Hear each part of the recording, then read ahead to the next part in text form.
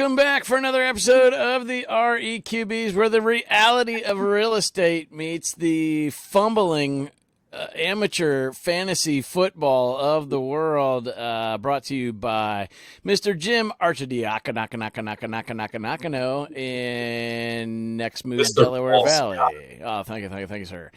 I've got my Going reflective on, glasses Paul? on again. What's that? I said I've got my reflective glasses on again. I'm making shines at everybody in the camera. That's okay. I can't see without them today. That's because you're just full of bright knowledge of the sports real estate world that That's- you can you roll with that. It's all the brightness, all the things. You got it.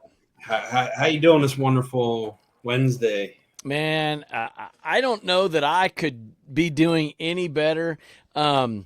I'm holding back from sharing a screen with you, but yeah, we'll just continue to let it go for just a second. We'll bring it out. We'll let the pain. It was a great week in football for some of us, and not such a great week for some others. We are a tale of two cities. That's why I'm going baseball this week, because the Eagles are on. The Eagles are on bye this week. They stunk up my. It's very depressing here in the Delaware Valley this week. Maybe they thought they were off last week, and some of the guys just didn't show up because they had the bye week incorrect. Maybe, but it is everywhere you go right now. People in the Philadelphia area are very miserable. We are not friendly this week. We are all blaming everyone from Coach Sirianni all the way down to the water boy. It is now. Are we 14 games into this season or 4? 4. It's. Yeah, I mean, if there's anything about Philly fans, we ought to call them fickle Philly fans, right? Because I mean, 4 games and a guy who's taking you guys to the postseason and he's out the door already by half the fan base up there. Tell me more about that. Yeah, so a lot of people are wanting to fire Nick Sirianni, get rid of him, get him out of here, and bring in Bill Belichick. That's what everybody wants here in Philadelphia. Look. Where do you sit on that? Look, if the Eagles ownership were getting rid of him, they would have got rid of him in the offseason. They're not that type. They don't do that. They don't fire someone in the middle of the season. So there's a lot of finger pointing. I personally think there is a lot of leadership issues there with Nick Sirianni. I think he needs to start holding his players accountable, because one of my buddies who does a local podcast here, shout out to Phil, he said it best the other day. He said the Eagles are not playing as a team. They're playing as a bunch of individuals. The team that won the Super Bowl played as a team. Now, what we need Sirianni to start doing is holding those people accountable. But I also hold Jalen Hurts accountable as well, because in between plays, instead of getting on the sidelines firing up his team, he's over there sitting on the bench, and he's not even looking at an iPad to see what he's doing wrong. So I'm not just pointing my blame at Sirianni. I'm also pointing at Hurts. And I feel like with Jalen Hurts, we've been Wentzed again. Wentzed again. Well, the Washington Commanders got Wentzed at once upon a time. We're the football team. So Wentzed again, I believe, could be a T-shirt. We might have to make that one up. And it could be our T-shirt that we sell before and after the games. Or it could be one that someone scams on your Facebook. I have no idea what that's like, right? Yeah. Yeah, so that's a whole nother podcast that we can do on that whole story. Yeah, but yeah. So here in the Delaware Valley, we're forgetting about the Eagles week. It's Red October. Phillies start the playoff run this weekend, so we're rooting for the Phillies here, and we'll deal with the bye week after the bye week. So you're a team leader in real estate. You've got somebody like a Jalen Hurts, star on your team, but doesn't think he needs to, look at himself or correct himself on the bench or inspire others along the way and all of that sort of stuff. You've got a Sirianni who is, supposed to be the leader, but letting the players lead. How would that affect your business if Next Move Del Valle was run like the Eagles are right now? I think it would be a very that's a great question, actually. I think it would almost be every man for themselves type mentality where there's no one coming together as a team to work together and helping each other out. And I think I've been in that situation as a leader before, previously before real estate, and my second in command didn't because I look at it when on the field. Obviously, Sirianni's number one, and then Jalen Hurts would be, I would say, your second in command. And I've had previous team members that I had to get rid of because they were causing so much of a friction. So I don't know if what's going on with the Eagles right now, if there is a separation between the players and Sirianni, is that being led by Hurts? Or it's just we're baffled of what's going on. It's just insane. But to me, the players need to step up. They need to act like a leader on the field, not sit on your bench and listen to your iPad and everything, or not even look at your iPad for that matter. But it also starts as Sirianni needs to say, hey, look, Jalen, this is my expectations of you. If you can't figure it out, the bench is going to be there permanently. Yeah, I think that, and I'm kind of being funny about it, obviously, with the Eagles, but one of the cool things about Next Move X that we are both a part of as team leaders with that, to just throw it out there, football analogy, like, the Eagles are a brand, right? Next Move is a brand.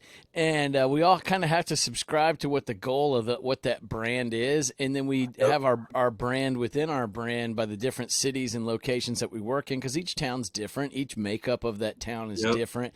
The homes are different, everything that goes into it. But yet there's a commonality that everybody's got to be on the same page with in order for it to be successful. And I think that's why we've been able to expand in every state across the country and have success, is that we understand what the common goal is first, and then just take that to our community in their unique vernacular. And so, if we can get the Eagles back on the same page, I think you might, see that their next moves start to improve their schedule. But all right, so, yeah, go ahead. I was going to throw in there. We got some breaking news. We need like one of those flash. Yes. News. Hold on. So, I'm gonna get us up close here. Okay, breaking news with Jim. So not only as being a team leader for a Next Move team here in the Delaware Valley, I am also the director of expansion for the whole group. And as those in our group chat this week, we had brought on two new teams this week. Right today, we now have Next Move Silicon Valley, led by my man Colin. Really great guy. If you're out in the Silicon Valley, California, we got you now. We got coverage there. And then it looks like we also brought on another rainmaker out Next Move Pacific Coast. Almost stumbled on my words there, but so we're excited. Well, it's a specific coast. It's the Pacific Coast, right? Yeah.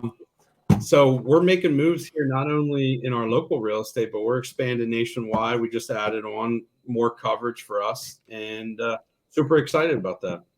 Fantastic. Well, the Eagles are.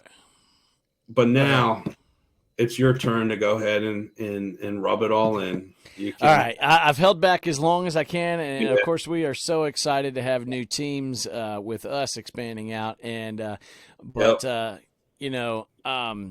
of people thought some of the NFL's expansion teams might be up for success. But sometimes what is new is what was old. And, what is old is what is new and all of that. And what I'm trying to really get here is it's time to share a screen that, I haven't been able to share something like this in quite a while here. So as we come up, let's just roll this for a second. Oh, I think I paused it. Hang on. Here it goes. There's no audio, but you'll be able to see it. Or not. Can't do full screen on here? I made sure to hack it so that way we couldn't watch this. You've hacked it for me. That's what has happened. I got to get out of full screen in order for anyone to see it. There it is. I'll expand it. It's a video, but you know what I'm getting at. I think everyone does.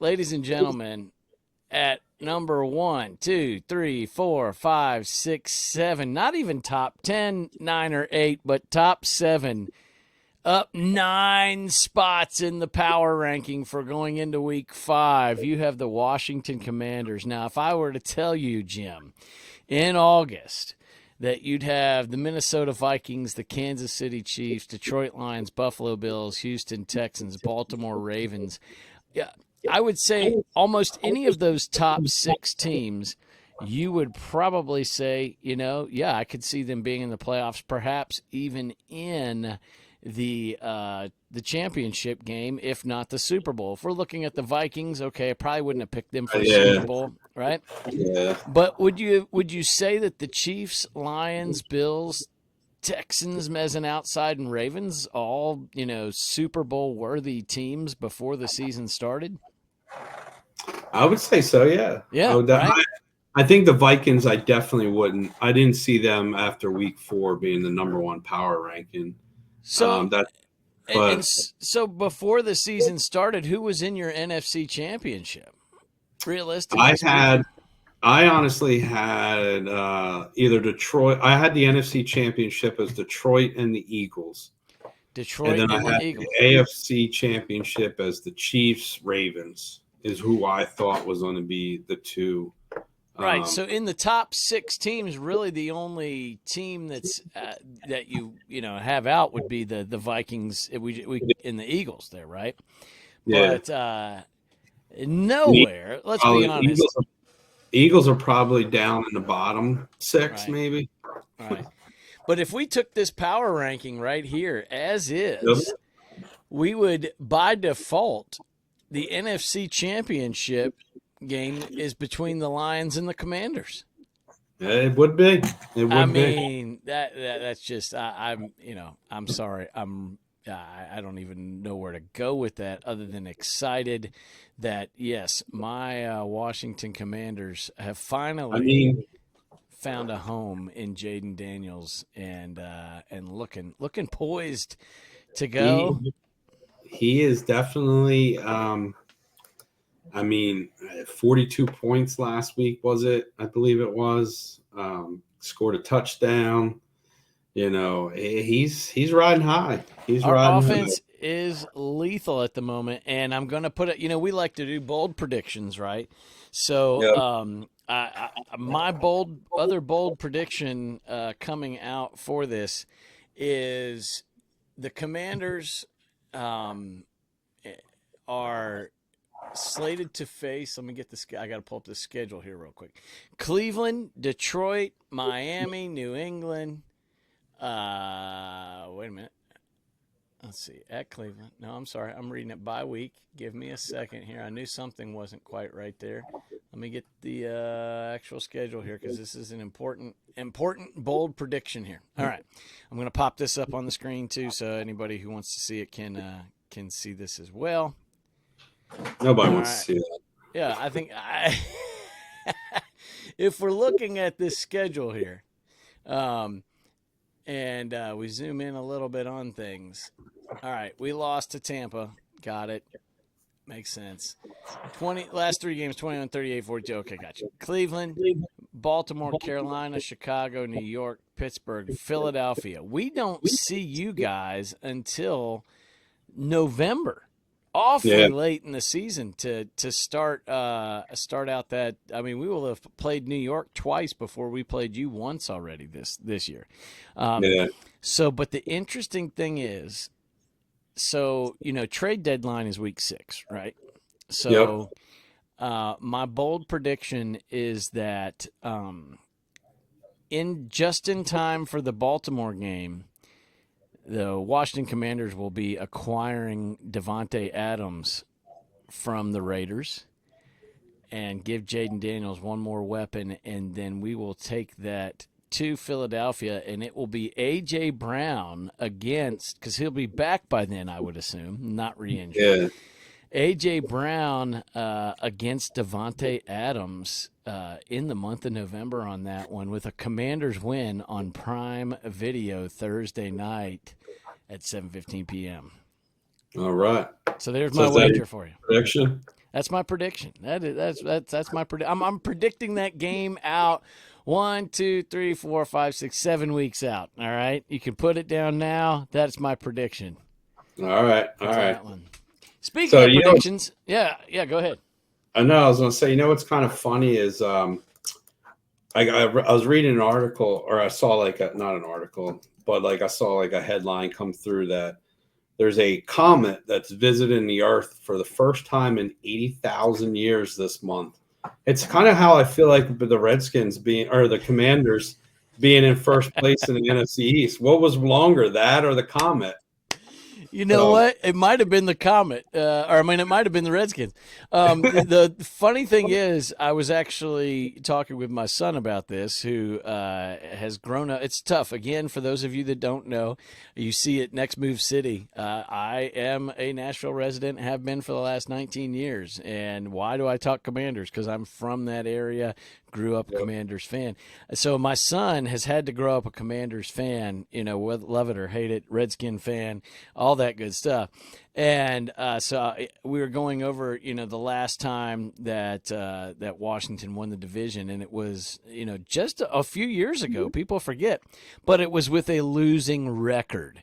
So if you want to go back the last time that we won the division with a winning record, you got to go back practically as far as a Comet. That's that is sad. So we appreciate. hey, who knows? Who knows? Maybe the Eagles, Devontae Adams comes to Philly. We need some help. I saw that could be a possibility of that happening, but it ain't happening. No, I don't see that happening. The problem is you guys have spent all your money. We actually, for the first time, I think, in Commanders history, Washington history, Redskin history, whatever you want to call it, actually have some money to spend. Yeah. You know what's wild? I just saw this. Obviously, Hassan Reddick over there, and the Eagles traded him to the Jets. Now he's not signing with them, and once out of New York, out of the Jets nation, he hasn't even played a snap. Per NFL rules, that the Jets cannot trade him back to the Eagles within 2 years. Did not know that. So they've I got I did not know that clause. either. We have that. We have that as well in real estate, right? If you're with a team, you gotta send that back. So they've got a non-compete. It was kind of weird because we have Josh Huff in here in Philly, who I think you and I could have a tackle before he did. It would make sense. Everybody in Philly's like, well, just trade Huff back to New York and trade Reddick back to us. But apparently you cannot. It's cannot be done.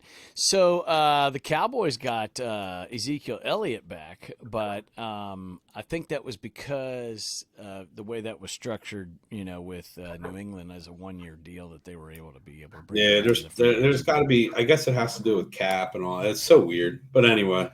It's goofy. Hey, let's get to this week's predictions. This week's games. See what we got.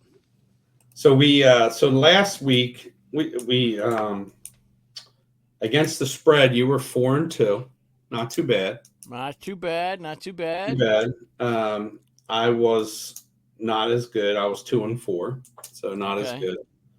It's almost like there's a reverse record there, similar to the Commanders and the Eagles. But anyway, go ahead. Yeah, exactly.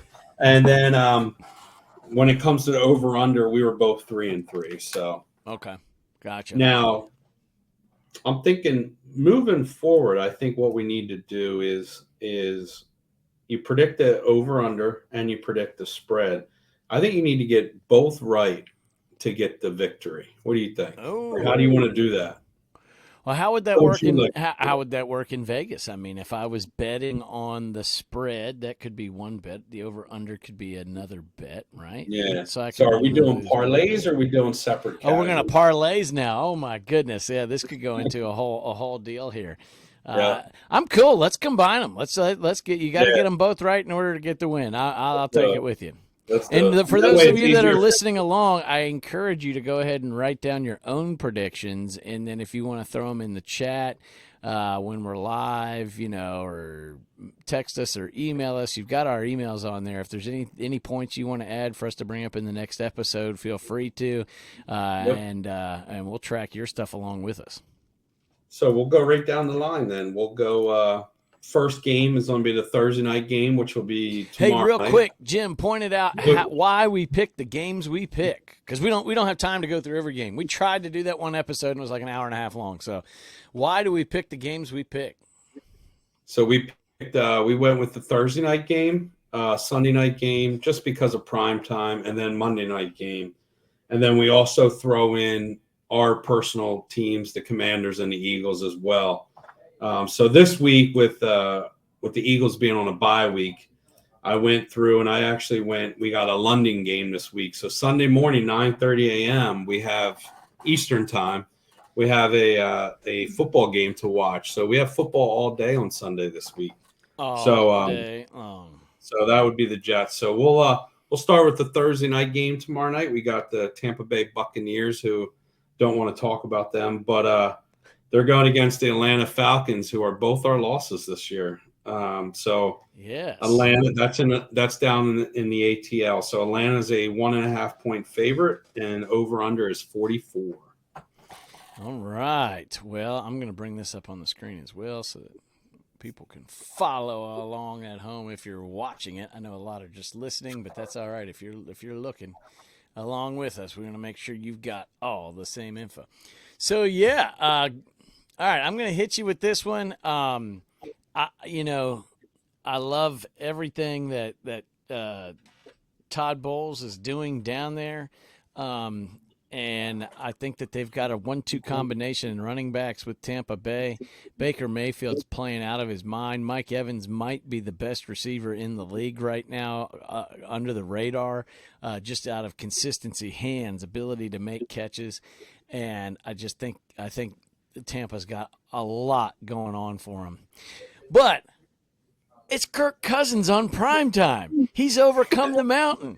He's got the opportunity to make it happen, and it's in Mercedes-Benz Stadium. I'm gonna pick the Falcons, and I'm gonna go ahead and take the line, and I'm gonna take the over.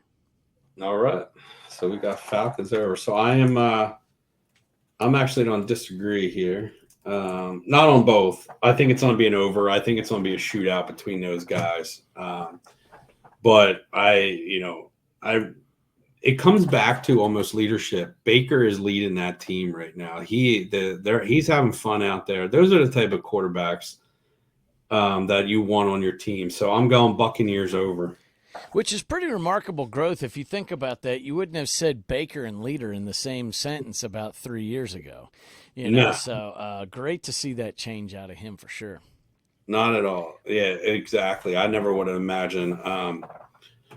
Second game, we're starting out with our Sunday morning. Drink your coffee, watch the Jets versus Vikings out in London. Super early, yeah. We got a 2.5-point favorite for the Vikings over under, which actually I'm kind of surprised it's only 2.5, to be honest with you. But over under 40.5.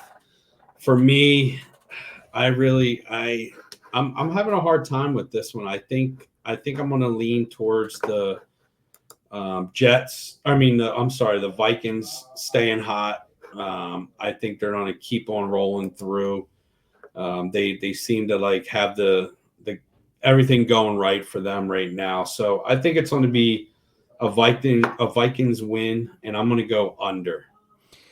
Oh, he's picking the under. Well, I'm almost in agreement with you. I think that the Vikings are just red hot. They're going to maintain their power ranking. Sam Darnold's playing the best football of his life, along with Justin Jefferson. I mean, what an asset he is to be able to, be Sam Darnold, resurrect your career, and have him as the guy you throw to. Yeah. Pretty amazing. Brees Hall for the Jets is a mystery. Where is he? Why aren't they using him? They're putting it all on A-Rod's shoulders there, and his shoulders are 40 years old. Yeah. And so I think the Jets still have a lot to figure out. I think we're going to hit the over, though. So, quick question: you think if the Jets don't have a successful year, are we seeing the end of Aaron Rodgers, It depends. It depends. If or does it's a he try to if go it's somewhere else? if I it's don't a think. Go yeah ahead. I'm if gonna it's a look up how long his contract is. Yeah, if it's a defensive, I believe he's got 2 years left on it. I'm not 100% sure this year and next year. But yeah, look that up and find out, because I'll tell you what, if it's a defensive effort that fails them throughout the year, I think he comes back.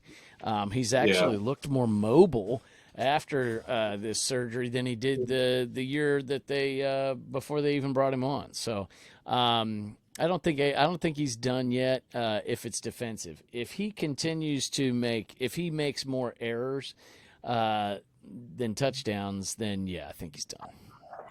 So it looks like his contract is through. It was a 3-year deal, so he's through another season, Okay. 2025 season. So Yeah. So that's what I thought. full Yeah, no this year trade one more. clause. Yeah. And the Jets cannot use a franchise. So he'll be back. But I'm wondering if the Jets don't do anything, let's say by the end of the third year, is he just going to retire? Or is he going to go somewhere else? That'll be the question. I think he retires, and if it doesn't happen, Salah's going to be out of a job too. So Yeah, would 100%. would he potentially be Sirianni's replacement next year if things go bad for the Jets? I mean, and the Eagles. I mean, everybody's Sirianni's replacement here in Philly. They're bringing back coaches that are in the grave to coach for him. So, Oh my goodness. um, so now we got. So you're going Vikings over or We'll go ahead and take the Vikings on the over there. Yes. okay? All right, here we go. We should have some sirens going off for the third game. It's the Cleveland Browns versus your Washington Commanders in DC. You know, Washington's a go three and a half ahead. point favorite, over under 43 and a half. We don't see this very often. The top seven, I can't even remember what age I was when they were in the top seven in a power ranking. Um, the fact that they are actually favored in a game has been since RG3 was at the helm. So, I mean, this is fantastic to see. I don't think Deshaun Watson's going to be able to massage a win out of this for the Browns. I know I use that joke too often, but yeah, come on, it's a Commanders victory. It should be it should be minus 13. We're gonna see the over. Obviously, we've scored more than that in the last two games combined, on average. So yeah, we're there. Yeah, this one I feel like is almost a no brainer. I think Washington does win this game. Unfortunately, I do not want them to. I'm rooting for the Browns. Maybe, but I the Browns stink. They're one of those teams. They're like Chicago. They're one of those teams that they just cannot. They think they're going the right way, and it just doesn't work out. So I think the Commanders, and I definitely think the over. I mean, they scored basically the over themselves last week. So The only thing that scares me a little bit, and you can look this up while I'm keeping this screen up, that yep. is that this Cleveland game is Miles Garrett's return of being dominant. And, he not only can he wreck a line, and we do have a pretty inexperienced line overall, an offensive line, but, you know, I don't want any injuries to happen during a game that is a should win game, you know. So I think they may not play the game as aggressively in crazy plays and stuff as maybe some of the previous games, just to keep the health factor in check would be what I would hope for. Yeah, I mean, you look at Miles Garrett through week 4, he's first in QB pressure, first in quick QB pressures, and tied for first in pass rush grade. So he's one of the top rushers right Yeah. now. Yeah. Yep, he's a scary, scary man. Now So so that may throw in, the over under. I still don't think the Cleveland offense is going to do anything. I still think you guys, you know, I'm we predicting a pick 6 for Washington. that would be great, especially I would like to see it come from Emmanuel Forbes, who has been just horrible ever since he's joined the team. For him to step it up, find his real talents that everyone was so crazy about in draft day, that finally happens for him, and we get him going, and the secondary tightens up. If we don't get Devontae Adams, we may get a secondary over the next trade. But, So all right, what do you got next? the game 4 that we're picked in will be Sunday night.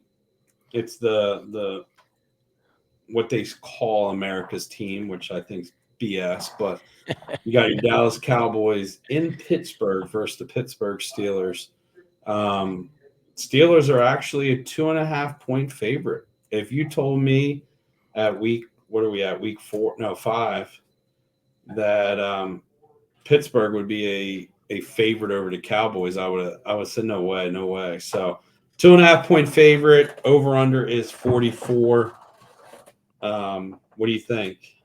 Man, it's unbelievable. I agree with you on Pittsburgh. Like, with all of the chaos that was around Russell Williams and Justin Fields, and how poor both of them looked in the preseason, I did not see Justin Fields breaking out to not only be a great fantasy choice, but that the Steelers would be dominant in a lot of ways. Now, they did have a little bit of a rough week last week, but I think that they are in a much more cohesive position than the Cowboys are.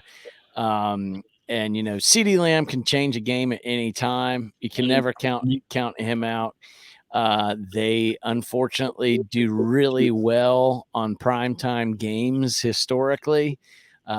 Typically, that's because the refs get paid more on primetime games. So, Jerry's putting a little extra tip in the pocket. I don't know if you watched any of the Dallas game this past week, but I mean, it looked like the refs had an open checkbook from Jerry on that one. It was some of the worst officiating I've seen in a long time. Between Dallas and Kansas City, I think those are the top two contributors to the referee pension fund. Yes, you are not kidding. But you know what? I'm going to pick Dallas loses this one. Pittsburgh bounces back. It's in Pittsburgh. This town, has a lot to cheer about. I think they beat the 2.5. I'm going to take the under on this one.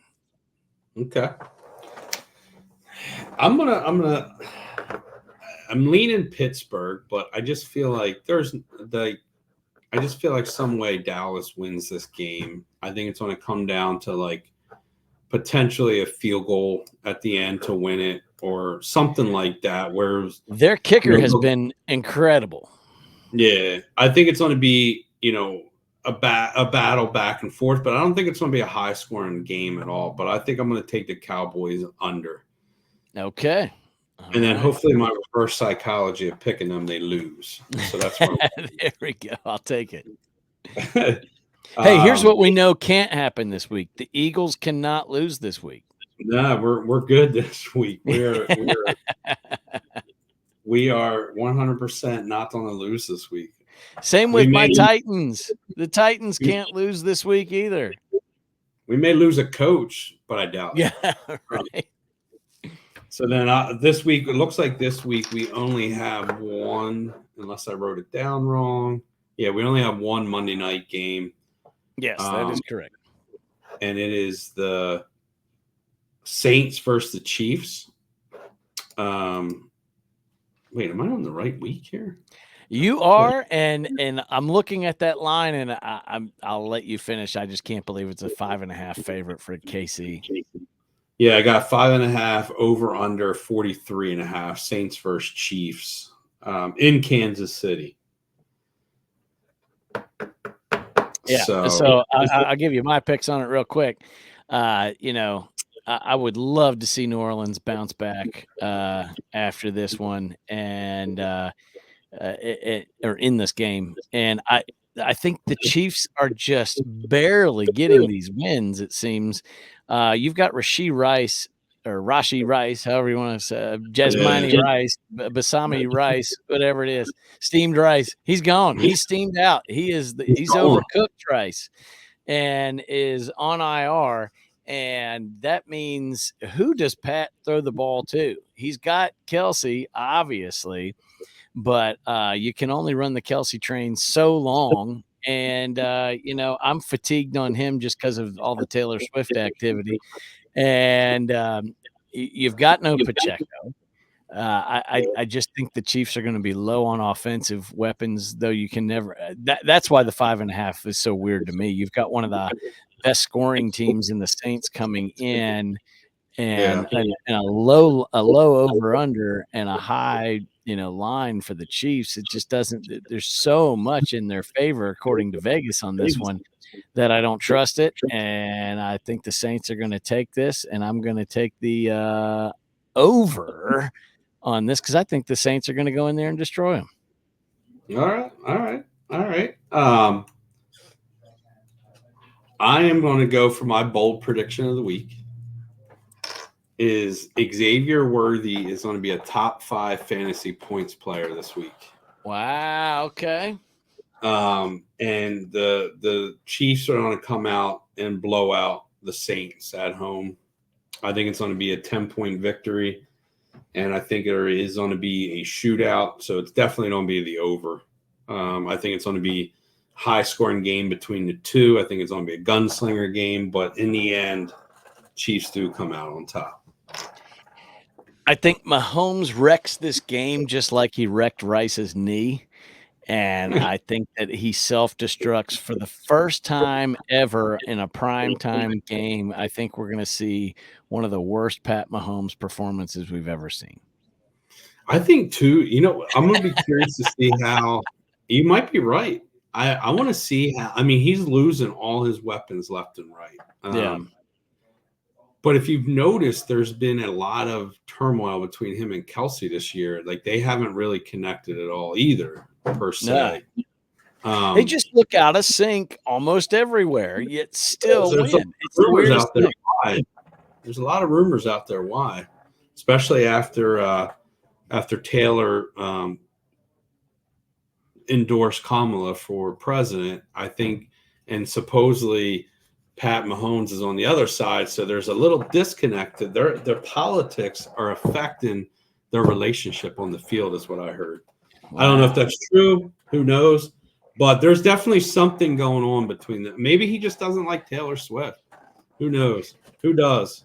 There's this annoying factor that can certainly come into play.